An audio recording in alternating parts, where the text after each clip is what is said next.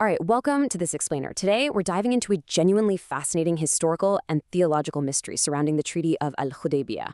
We're going to unpack some classic commentary from Tafsir ibn Kathir regarding Surah Al-Fath. So let's just jump right in. We are looking at an event that fundamentally altered the course of Islamic history, yet at the time, well, it felt to a lot of people like a crushing defeat. We're going to explore the exact texts, the historical timelines, and the divine revelations that literally flipped a moment of total despair into an ultimate triumph. We have to start with this incredibly compelling contradiction straight from the companions themselves. The famous companion Abdullah bin Masud stated that while most people look back at the military conquest of Makkah as the great victory, or Al-Fath, the companions who were actually there on the ground considered a simple, heavily restricted peace treaty to be the true victory. It completely challenges our conventional understanding of what winning actually looks like. So the absolute crucial question here is why? Why was a seemingly restrictive peace treaty considered the ultimate victory? To answer this, we need to travel back a bit to unravel the events that made this compromise the real turning point. We really have to understand the intense pressure, the dashed hopes, and the incredible test of faith that these believers were put through. Part 1. Standoff at Al-Hudaybiyyah, the 6th year of Hijrah. Okay, setting the scene. The Prophet Muhammad and his followers had set out for Makkah in the simple garments of pilgrims. They literally just intended to perform the minor pilgrimage. But the idolaters outright refused them entry. This rapid succession of really tense maneuvers left them completely halted. Think about this timeline. It started with an intention formed over months, led to a blockade lasting for weeks, and escalated big time when Uthman bin Affan was sent into Makkah as an envoy. Then, in a matter of just hours, a terrifying rumor spread that Uthman had been killed. And finally, shifting right from the brink of all-out war, it all culminated in minutes with a sudden peace treaty. And the core of that sudden treaty? It was harsh. The Muslims had to just turn around. They couldn't perform the pilgrimage this year and were told they could only return the following year. As you might guess, this provoked a massive reaction. Companions like Umar bin al-Khattab deeply disliked these terms. To them, after traveling all this way and facing down the enemy, just turning back felt like a really humiliating step backward. Part 2. The Pledge of Ardwan, a turning point. But right before that treaty was even signed, while the tension was at its absolute peak, a dramatic event completely shifted the spiritual momentum. 1,400. That is the exact number of companions present at the well of Al-Hudaybiyyah. To put that into perspective, picture 1,400 people stranded out in the desert, their water supplies dwindling down to the point where, according to the sources, the Prophet had to miraculously multiply the water in the well just so they could get a drink.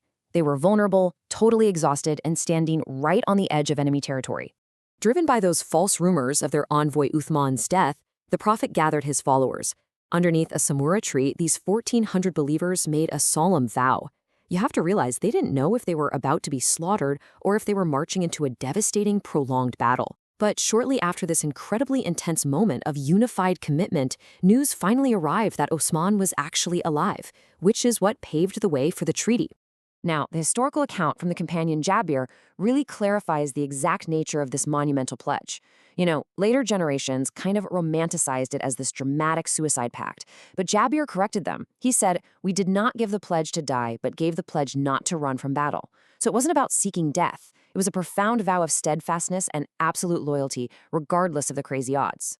The scripture itself heavily elevates this exact moment. The Quran states that those who gave the pledge to the Prophet were effectively giving it directly to the divine. The hand of Allah is over their hands. God was witnessing their stand and their deep inward sincerity. It turned a simple gathering under a desert tree into an eternal covenant.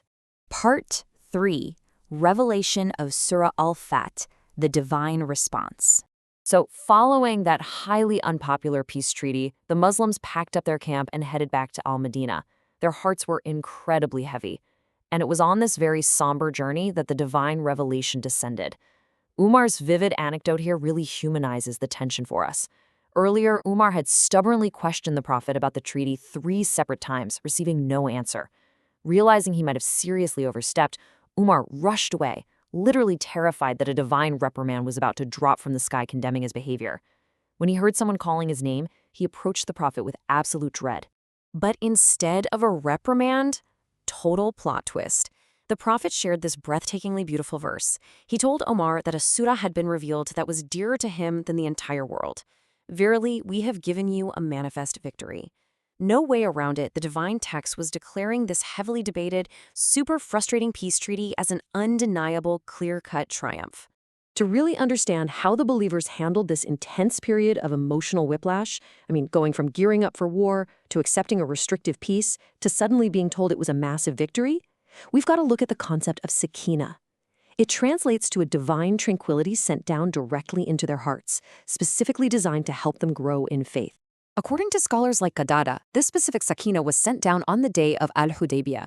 It was exactly this grace that allowed the companions to suppress their own strategic logic and their egos, to quiet all their frustrations, and to cement their unwavering loyalty and acceptance of the Prophet's decision. We also see the use of two very specific terms here, tuwakiru and tuaziru.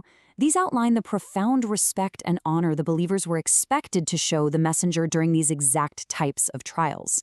True belief, as it turns out, wasn't just about nodding along when things made total sense. It was about honoring the divine command even when it looked entirely like a compromise. Part 4. Rewards and Repercussions. The Aftermath. Now, the revelation doesn't just stop at calling the treaty a victory. It intricately maps out the very, very different fates of the people involved. The source material draws a super hard line between the true believers who submitted to the treaty with tranquility and the hypocrites who doubted the entire mission from the start. The believers, those 1,400 who made the pledge under the tree, are promised eternal gardens, the total expiation of their sins, and supreme success.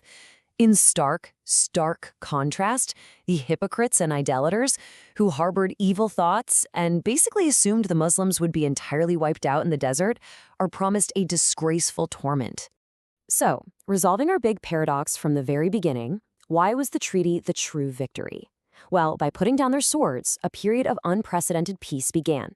This allowed the Muslims and the Quraysh to mingle openly and actually converse safely.